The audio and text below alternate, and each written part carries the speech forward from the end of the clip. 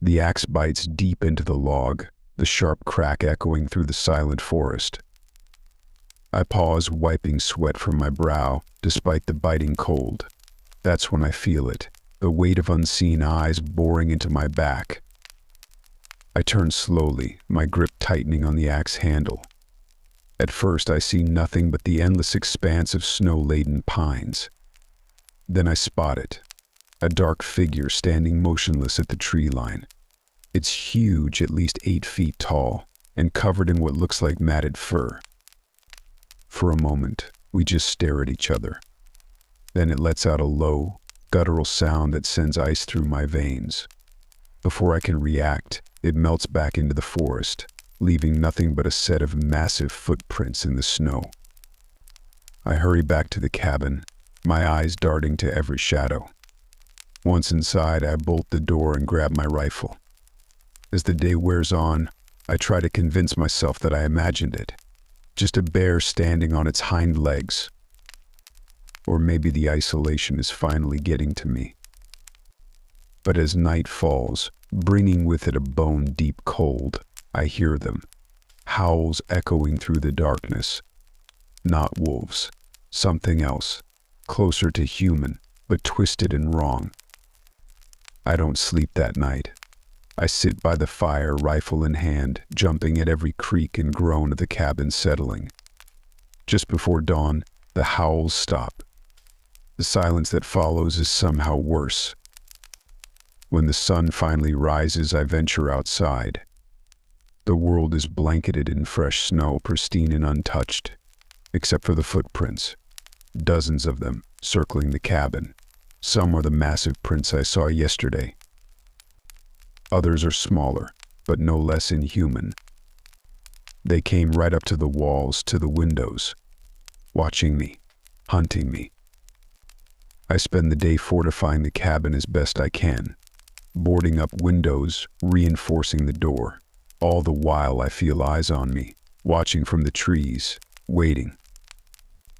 As night falls again, they return. I hear them moving outside, their heavy breathing and the crunch of snow under massive feet. Something scratches at the door, testing for weakness. I fire a warning shot through a gap in the boards. The sound is deafening in the confined space. For a moment, everything goes quiet. Then I hear a sound that turns my blood to ice, laughter, low and rumbling, barely recognizable as such. They're mocking me. The night wears on, a symphony of terror. They howl, they scratch, they pound on the walls. But they don't break in. They're toying with me, I realize, like a cat playing with a mouse. Just before dawn, everything goes silent again. I wait, every muscle tense for long hours. I know I can't stay here. They'll wear me down, drive me mad with fear before they finally move in for the kill. My only hope is to make it to town. I pack quickly, food, water, extra ammo. I'll have to travel light and fast. As I step outside, rifle ready, the forest feels different. Malevolent, alive with hidden threats. I make it about 5 miles before I hear them. The howls, the crashing through the underbrush. They're hurting me, I realize with growing horror, driving me deeper into their territory. I run, my lungs burning in the frigid air. But they're faster, stronger. I catch glimpses of them through the trees. Massive, fur-covered bodies. Faces that are almost human, but wrong in ways I can't describe. I break through the trees into a small clearing and my heart sinks. I'm surrounded. A dozen of the creatures emerge from the forest, forming a circle around me. Some walk on 2 legs, others lope on all 4s. All fix me with eyes that burn with predatory intelligence. The largest of them steps forward. It opens its mouth, revealing rows of yellowed fangs, and speaks.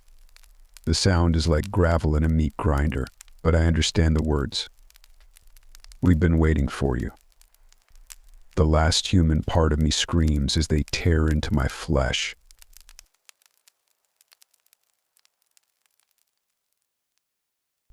The dogs wouldn't shut up. John Hawkins sat up in bed, rubbing the sleep from his eyes as he glanced at the alarm clock. 2:37 a.m. He'd only been asleep for a couple of hours, and now this. "God damn it," he muttered, swinging his legs over the side of the bed. The hardwood floor was cold under his bare feet as he stood, joints creaking in protest. At 45, he wasn't old, but years of hard ranch work had taken their toll. The dog's barking grew more frantic as he made his way downstairs. Blue and Sarge, his two German shepherds, were at the back door, hackles raised, snarling at something in the darkness beyond. "Easy, boys," John said, reaching for the flashlight he kept by the door.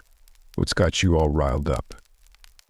He flicked on the porch light and stepped outside, the cool Montana night air raising goosebumps on his arms.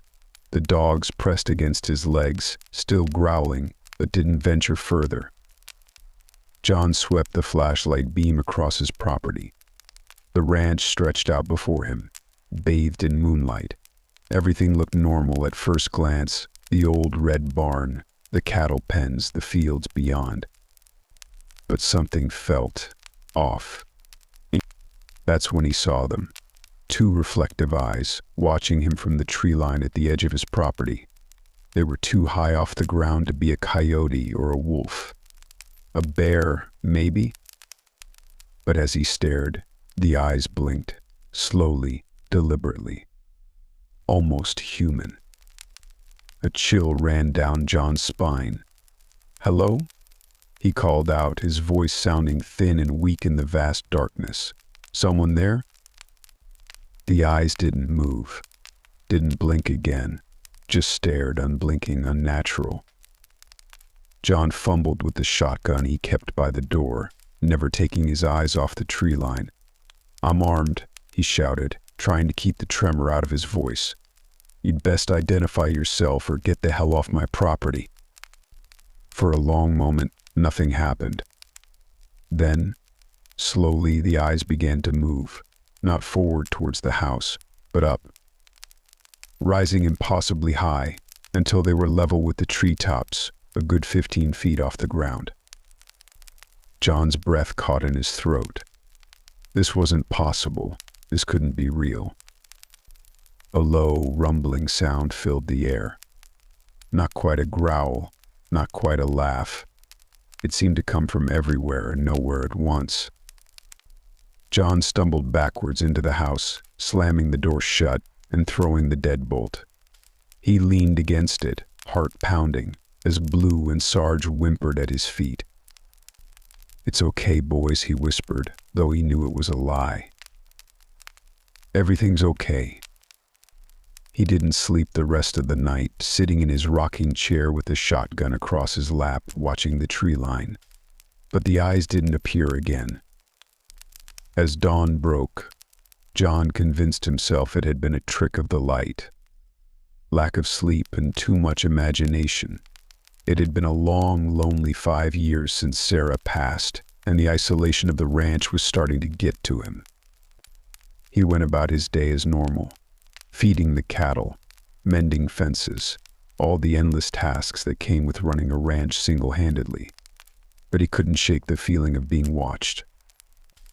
It was late afternoon when he found the first mutilated cow. It lay in the far pasture, its belly torn open, organs missing. But it was the precision of the cuts that chilled John to the bone. This wasn't the work of any predator he knew. As he stood over the carcass, the hairs on the back of his neck stood up. He turned slowly, scanning the tree line. For a moment he thought he saw something, a tall, dark shape that didn't quite fit with the surrounding forest. But when he blinked, it was gone. That night the dogs wouldn't stop barking again. But this time John didn't go outside. He sat in his chair, shotgun ready, watching the windows, waiting. Around midnight he heard it, a soft tapping at the bedroom window upstairs. Tap, tap, tap. "John?" A voice called. Sarah's voice. "John, honey, let me in. I'm cold out here." John's heart nearly stopped. It couldn't be. Sarah was dead. He'd buried her himself. "John, please," the voice called again, more insistent now. "Don't you love me anymore?" Tears streamed down John's face as he covered his ears, trying to block out the sound of his dead wife's voice. The tapping grew louder, more insistent. Other voices joined in, his parents, long dead, his childhood friends, all calling to him, begging to be let in. As the night wore on, John felt his grasp on reality slipping. The walls seemed to pulse and breathe. Shadows moved in impossible ways, and always the voices called to him. Just before dawn, everything went quiet. John looked up, his eyes bloodshot, hands shaking. The silence was almost worse than the noise. That's when he saw it.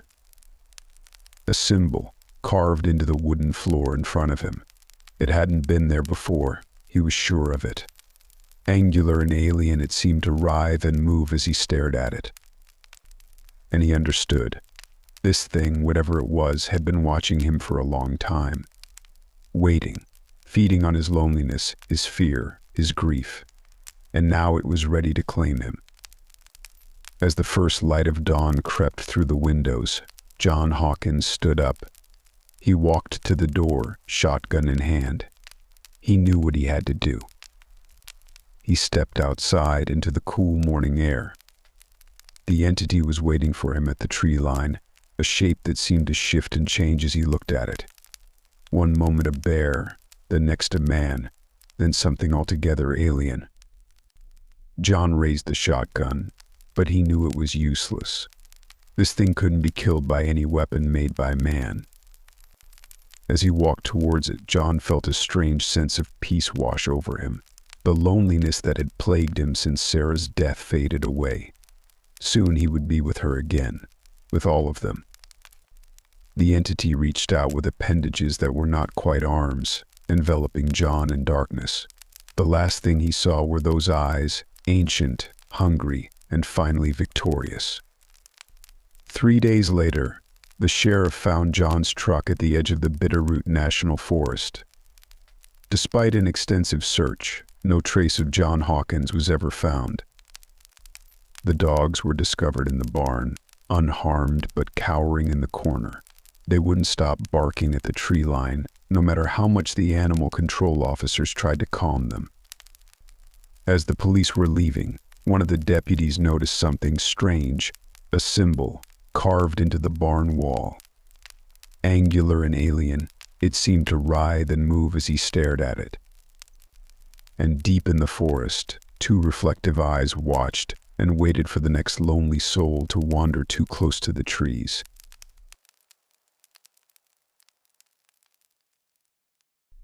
Linda Matthews had lived in her small British Columbia home for 30 years without incident. At 62, she was content with her quiet life on the outskirts of town, where the forest met civilization. Her only companion was Mr. Whiskers, an ornery tabby cat who demanded to patrol the yard each evening at dusk. On this particular autumn evening, Linda opened the back door to let Mr. Whiskers out for his usual rounds. The sun was setting, painting the sky in hues of orange and purple. A cool breeze rustled the leaves of the towering pines that bordered her property. As Mr. Whiskers sauntered out, Linda's eyes were drawn to movement near her garden shed. At first, she thought it was just shadows playing tricks on her aging eyes. But as she focused, her blood ran cold. Standing there, barely 20 feet away, was a creature she could scarcely comprehend. It was tall, impossibly tall, at least 8 feet in height. Its body was covered in dark, matted fur. But it was the eyes that froze Linda in place. They were eerily human-like, glinting with an intelligence that sent shivers down her spine. For a moment that seemed to stretch into eternity, Linda and the creature stared at each other. She wanted to scream, to run, to do anything, but her body refused to respond. Mr. Whiskers hissed and bolted back inside, streaking past her frozen form. Linda blinked, her eyes watering from the effort of keeping them open in fear. In that split second, the creature vanished. But the lingering evidence of its presence assaulted her senses, a strong, musky odor that made her gag. Slamming the door shut, Linda leaned against it, her heart pounding. What had she just seen? Her rational mind scrambled for explanations. A bear standing on its hind legs, an elaborate prank, a hallucination brought on by her new blood pressure medication. But deep down she knew. She had seen something that shouldn't exist. Over the next few days, Linda tried to convince herself it had been nothing. But strange occurrences began to pile up. Large, unexplainable footprints in her garden. Eerie howls in the night that sounded almost, but not quite human. Mr. Whiskers refused to go outside, hissing at the windows after dark. Linda called the local authorities, but they dismissed her concerns. Probably just a bear, they said. Nothing to worry about. But she knew better. A week after the initial sighting, Linda woke in the middle of the night to a scratching sound at her bedroom window. As she lay there paralyzed with fear, a massive, fur-covered hand slowly came into view, its claws leaving marks on the glass. Linda screamed, scrambling out of bed and racing downstairs. She grabbed her car keys, intending to flee, but as she reached the front door, she froze. There, silhouetted in the moonlight, stood the creature. It filled the entire door frame, its breath fogging the glass. Slowly, deliberately, it raised one massive hand and pressed it against the door. The wood creaked under the pressure. Linda stumbled backward, her mind reeling. This couldn't be happening. The creature's other hand rose, forming a fist. It knocked on the door, 3 slow, deliberate knocks that echoed through the house like thunderclaps. Linda's legs gave out, and she collapsed to the floor. As the door began to splinter under the creature's strength, her last conscious thought was a desperate wish that she had never looked out that window a week ago. The police found Linda's house in disarray, furniture overturned, claw marks on the walls, and that same musky odor permeating everything. Of Linda herself there was no sign, save for a few strands of gray hair caught in the splintered remains of her front door. Linda was declared missing, presumed dead. But in the years that followed, hikers in the woods occasionally reported seeing a strange, tall figure moving through the trees. And on quiet nights, some swore they could hear a woman's voice calling from the depths of the forest, begging for help, or perhaps warning others to stay away. For in the dark woods of British Columbia, some secrets are best left undiscovered, and some visitors should never be acknowledged, lest they decide to return and stay.